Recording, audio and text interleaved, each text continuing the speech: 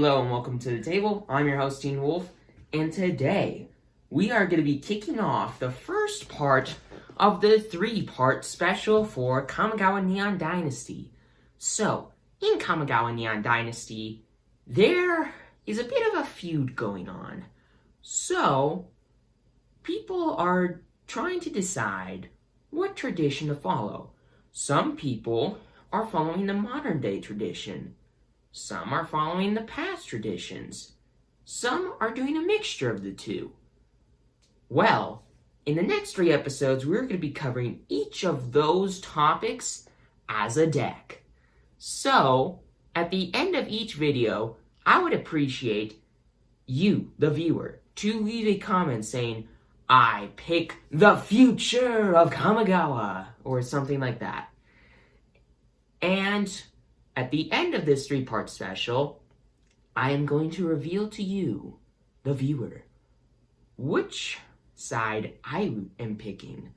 Now, today we are going to be covering red and blue artifacts.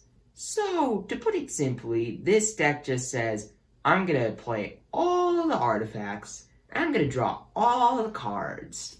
So, tons of advantage on the board, and tons of advantage in your hand.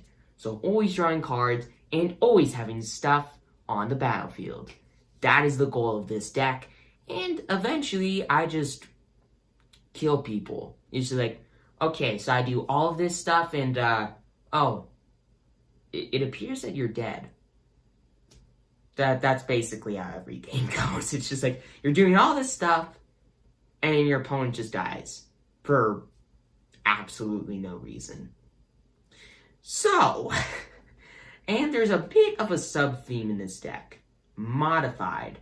So what modified means is anything that's modified, it means that it has some kind of counter on it, so like a +1/+1 counter on it. It's equipped, or it's enchanted. Now, I'm going to go into a little bit more depth on what that means. And you will notice quite a few cards in this deck that do modify stuff. And might actually modify themselves. So, with the intro aside, let's get into the value machine. Let's do a quick breakdown of all the different parts and gears that make this machine tick and turn to crush your opponents to dust. So, I will be covering both board advantage and card advantage during this little deck tech. Now, the first card I'm going to be covering is Iron Apprentice. 1 mana for a 0/0 artifact construct. It's a 0/0. Doesn't it just die? Well, it enters the battlefield with a +1/+1 counter on it. So, it modifies itself, and it's a 1/1. So, it's a good chump blocker. And, when it dies, you move its counters onto another target creature. So most of the time it's just 1 +1/+1 counter and it modifies another creature. But sometimes it might be 2 +1/+1 counters. Maybe 3. Who knows? Now, I have 3 copies of this card in the deck. 1 because it's a small card, it's a good chump blocker, and also because it gives you board advantage. Now, the card that definitely makes sense why I have 3 copies of it in the deck is Rabbit Battery. 1 red mana for a 1/1 artifact equipment rabbit. An equipment that's a creature. And this 1/1 so happens to have haste. So, what exactly is an equipment? Basically, it's an artifact that can move itself onto another creature, onto a creature, and then give it an effect. So, a creature that's an equipment has never been seen before until Kamigawa. So, basically, this card, you pay to reconfigure cost, which is basically the equip cost, to move it to another creature. And this no longer is a creature. So, basically you spend 1 red mana to make it no longer a creature, and it moves itself onto another creature, or moves itself off of a creature onto another creature to give an effect. But what's that effect? Well, the equipped creature gets +1/+1 in haste. So, modifies a creature, it's a 1/1 with haste, it can make other creatures have haste and get more power. Awesome! Now, this next card combos with a ton of cards in this deck. Reinforced Ronin. 1 red mana for a 2/2 with haste. That is an artifact human samurai. And I have 3 copies of it in the deck. So 1 mana 2/2 with haste? Awesome! But it has a bit of a drawback. But with the cards in this deck, it kind of makes it better. So, at the beginning of your end step, you return this card to your hand. So you spend 1 red mana for a 2/2 haste, you attack with it, and it goes back to your hand at the end of turn. Good, not great, but you can spend 1 in a red to discard it to then draw a card to use its channel ability. So, it gives you card advantage and board advantage. And these next 2 cards I'll be showing you just showcase that card gives you so much board advantage. Now, first card I'll be showing is Dragon Spark Reactor. I have 3 copies of it in the deck, by the way. 1 in a red for an artifact that says, whenever this card or another artifact enters the battlefield under your control, put a charge counter on Dragon Spark Reactor. Well, what's the point of that? Well, you can spend 4 mana to sacrifice this card and then deal damage equal to the number of charge counters on it to target creature and to target player. So, let's say this card has 5 charge counters on it. You spend 4 mana, it goes into your graveyard, it's gone, shucks, but you get to deal 5 damage to a creature and 5 damage to a player. That is amazing. So, it's removal, and it does so much damage, it's just so good. And a combo with Reinforced Ronin, you just keep putting charge counters on it. More advantage. Now, the other card that Reinforced Ronin goes really well with is Patchwork Automaton. And I have 4 copies of it in the deck, and it's 2 mana for a 1/1 artifact construct with Ward 2. Now, what exactly is Ward 2? Well, whenever this card becomes the target of a spell or ability an opponent controls, counter it. When I say counter, I basically mean it cancels the effect. Counter that ability unless the opponent pays the ward cost. In this case, 2. So, the opponent's going to remove it with a card like Infernal Grasp. Well, you have to pay 2 mana to cast Infernal Grasp, but in order to target... in order to target Patchwork Automaton and kill it, you have to pay 2 additional mana, so 4 mana. Pretty sweet. So it allows it to stay on the battlefield for a little bit longer. And whenever you cast an artifact spell, put a +1/+1 counter on Patchwork Automaton.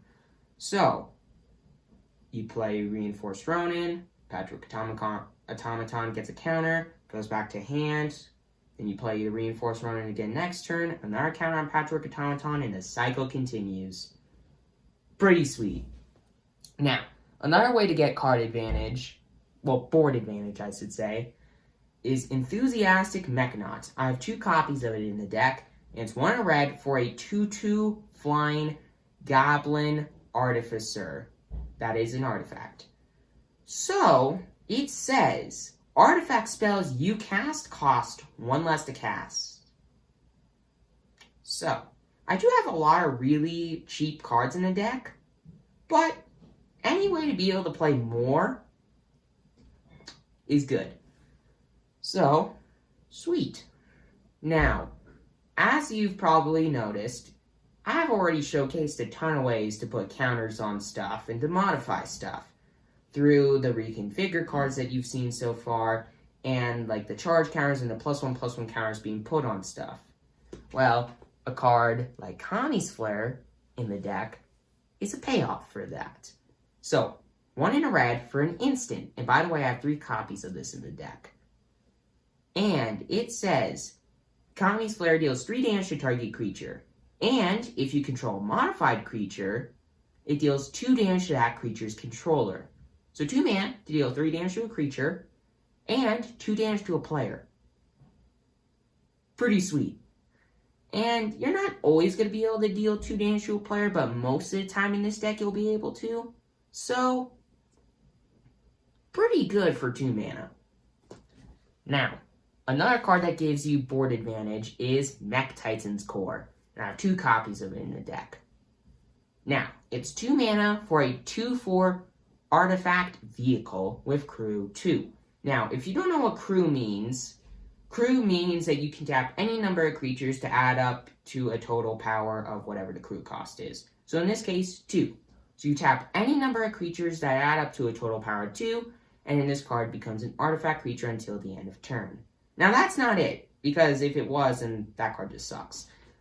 But it has an activated ability. So for 5 mana, pretty expensive, but gives you something pretty scary. So, you exile Mech Titan's Core, and 4 other artifact creatures and or vehicles you control to create Mech Titan. A legendary token, so you can't have multiple copies of it on the battlefield at once, but it's a 10/10 with flying, trample, vigilance, haste, and lifelink. Excuse me? What? This card can end the game. Now, there are a lot of ways to kill this. So it goes away, and you just spend 5 mana for no reason. Wrong. When Mech Titan leaves the battlefield, return all cards exiled with Mech Titan's Core, except Mech Titan's Core, to the battlefield. So, all the artifact creatures or vehicles that you exiled with Mech Titan's Core come back, but Mech Titan's Core stays in exile, so you can't redo the process of building up Mech Titan. But hey, at least you get your creatures back, and vehicles, if you exile them. Now, another way to get board advantage in this deck, and the last way to get board advantage in this deck, sorry, not the last way, is Covert Technician. 2 and a blue for a 2/4 artifact human ninja. And it has ninjutsu for 1 and a blue. Why is a ninja in this deck? Well, whenever this card deals combat damage to a player, put target artifact card from your hand with mana value less than or equal to the damage Covert Technician dealt. So most of the time, you can put any artifact in your hand with mana value 2 or 1 into play. Just a quick note, just about every single artifact in this deck costs 2 or less mana. So, now there are ways to put +1/+1 counters on this, like Iron Apprentice. So, any artifact with mana value 3 or less can now be put into play with this card. And even if you can't deal combat damage with this, you can still block with it. I mean, it doesn't have vigilance, but it is a good blocker because it's a 2/4. And that's a pretty good blocker for 3 mana. Now, the last way to get board advantage in this deck is Twinshot Sniper. 3 and a red for a 2/3 reach that is an artifact goblin archer. And it says when this card enters the battlefield, it deals 2 damage to any target. Good, but not great. And by the way, I have 2 copies of this in the deck. And it says channel for 1 in a red. So if you don't want to spend 4 mana to play this, you can discard it to then deal 2 damage to any target. So, yeah, good. Not great, but good. Now, moving on to card advantage. First off, there is Mononyx Spear. 1 in a blue for an artifact. That you can pay 1 in a blue to sacrifice it and draw 2 cards. Not that good. You basically spend 4 mana to draw 2 cards. Not great, But if you're impatient, you can spend 1 blue to discard it, channel it, to then draw 1 card. So if you don't want to spend the 4 mana, you can spend 1 mana to draw a card.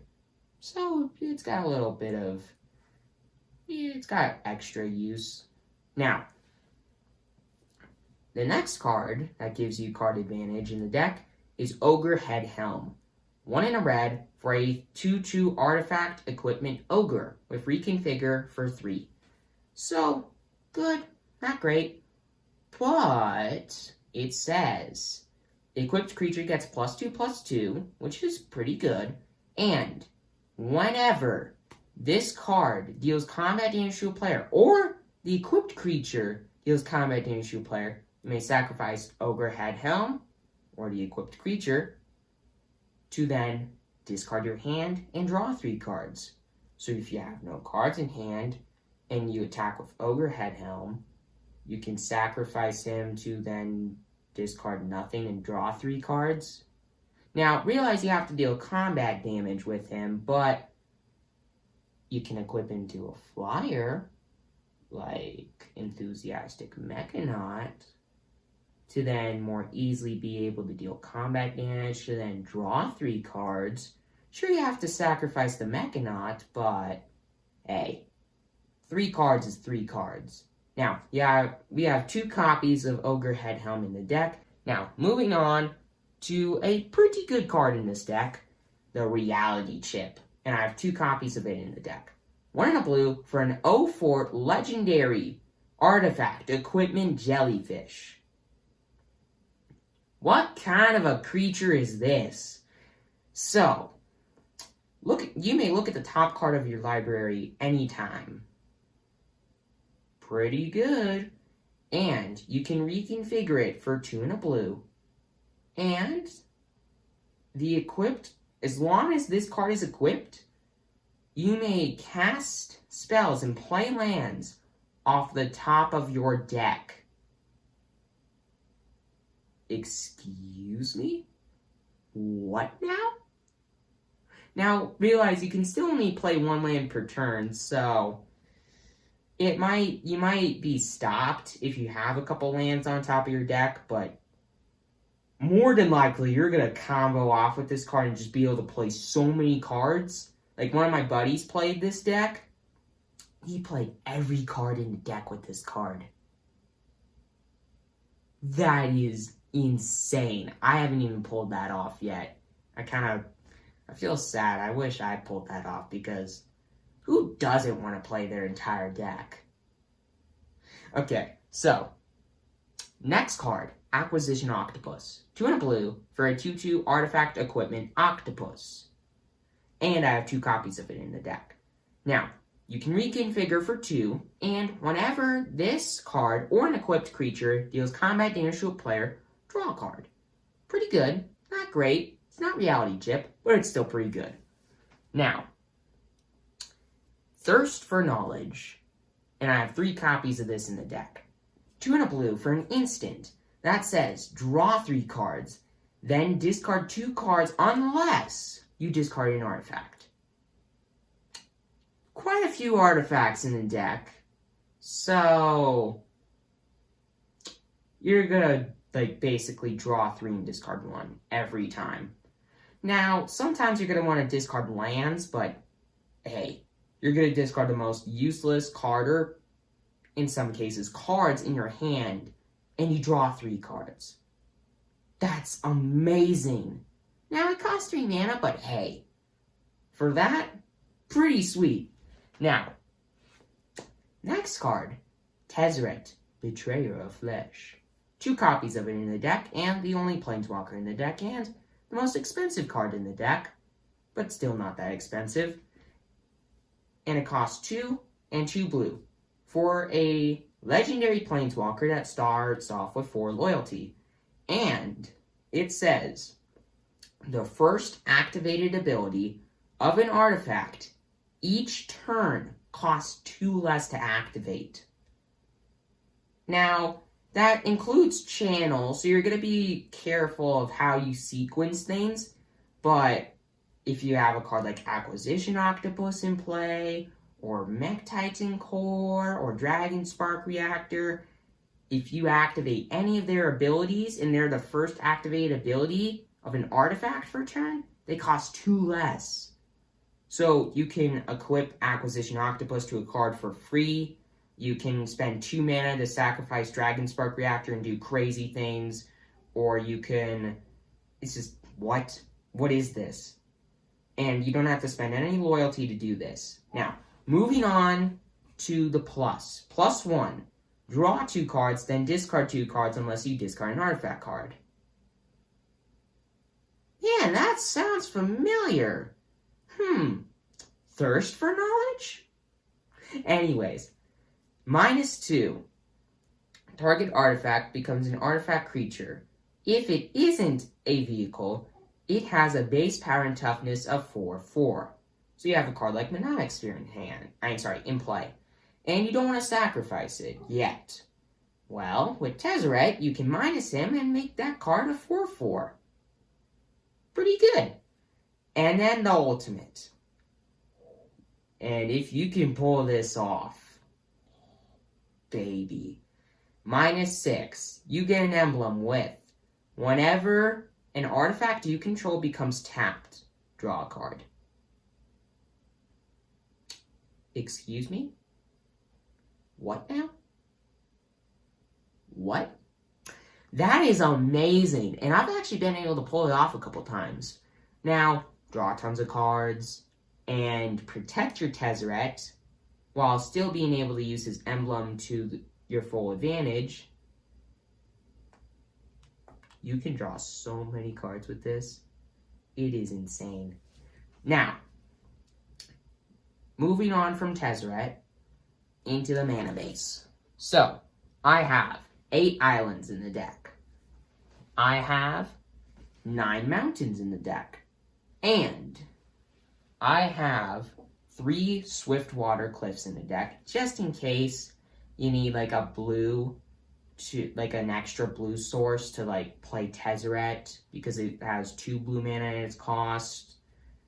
So, and sure, it enters the battlefield tapped, but hey, you get to gain a life, and it either taps for a blue or red. So, pretty good. Now, this concludes the deck tech, the deck list, and let's move on to what are the cards in this deck. How many of there are there of each card in the deck? And the average mana cost.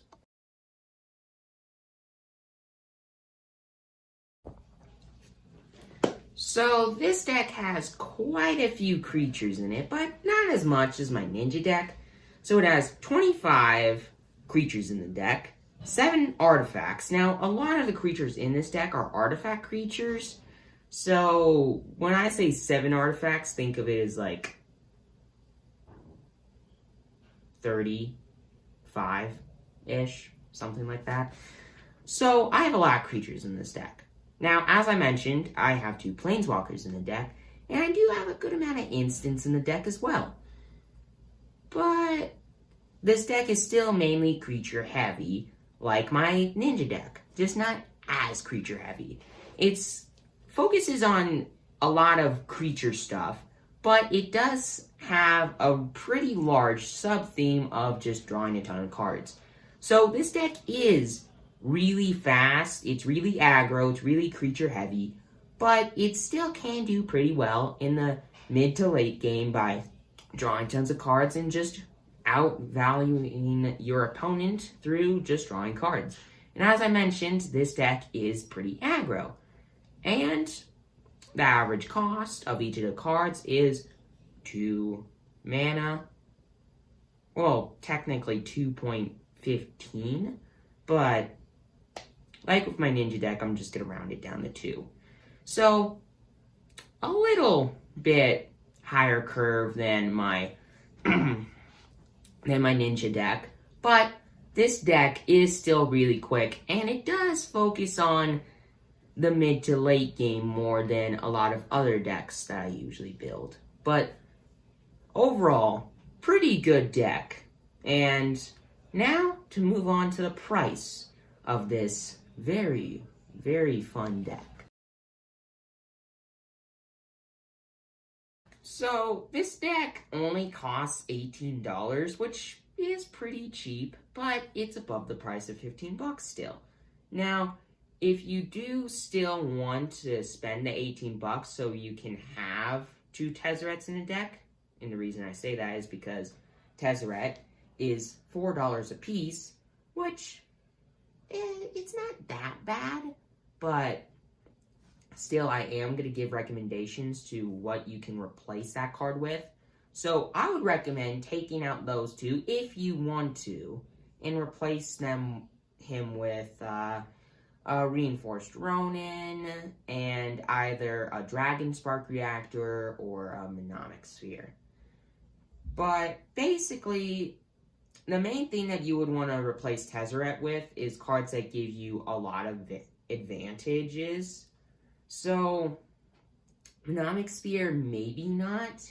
It just depends on what you like more. Do you like more creature-heavy stuff, or do you like more card advantage? It's like, if you want more card advantage, Dragon Spark Reactor and Mononyx Spear. If you want more board advantage, then Dragon Spark Reactor and Reinforced Ronin. Now, with the price covered, let's move on to the cards that you can modify this deck with from other standard legal sets.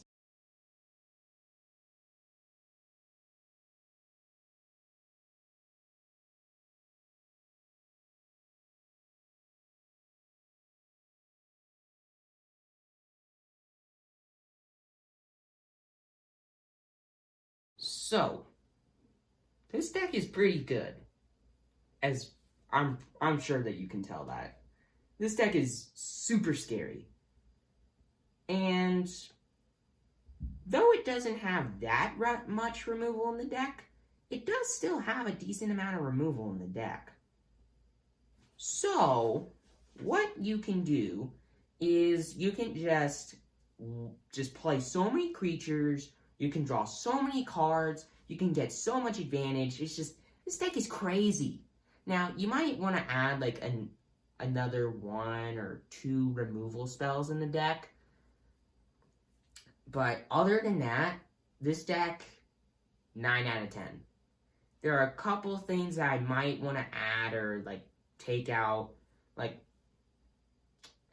Acquisition Octopus isn't the best. It's not fantastic, but it's good. You might want to add a couple copies of certain cards, like Enthusiastic Mechanaut or a Mononyx Spear even. But overall, this deck is super great. This deck is nuts. Now, the best card in this deck, and oh, by the way, before I move on to that, I would rate this deck a 9 out of 10. Just a last note. 9 out of 10 for this deck. So, really good. Now, best card in the deck. Reality Chip. The reason I say that, there are just super, super insane and crazy cards in this deck. But Reality Chip is the best. The reason I say that is because it kind of holds the deck together. In the mid to late portions of the game, it starts to slow down. You don't have as many cards in your hand anymore. But with a card like Reality Chip, you can stay in the game without even having to have any cards in your hand. You just keep playing cards off the top of your deck. And then you just get so much card advantage. Now, there are tons of other ways to get card advantage in this deck, but Reality Chip is just the best. To put it simply, Reality Chip isn't the most powerful card in the deck. It's just the glue of the deck. It's the last gear to keep the deck turning, to keep it going through the mid to late game, and make sure that you can just power through and kill your opponent. Now, I would rate this card a 9 out of 10. The reason I say that is the fact that the reconfigure cost is a little bit high. I mean, it's 3 mana, but I think I'm just being greedy here. It is a really good card, but it's definitely not the best card ever. I just like Tezeret was neck and neck with this card, but after thinking about it for a bit, Reality Chip does, in the end, give you a bit more advantage than Tezeret because, sure, just the ability that says activated abilities of artifacts cost 2 us to activate for the first one each turn. Tezeret's good, but Reality Chip is just a bit better because it gives you a little bit more advantage. But I don't rate it a 10 out of 10 because it's not the best. It's not amazing in every single way. But it is still a really good card. Now, with this done, let's move on to part 2. Now, I'm your host, Teen Wolf. Please consider subscribing. And I will see you in part 2 of this very special little feud going on in Kamigawa.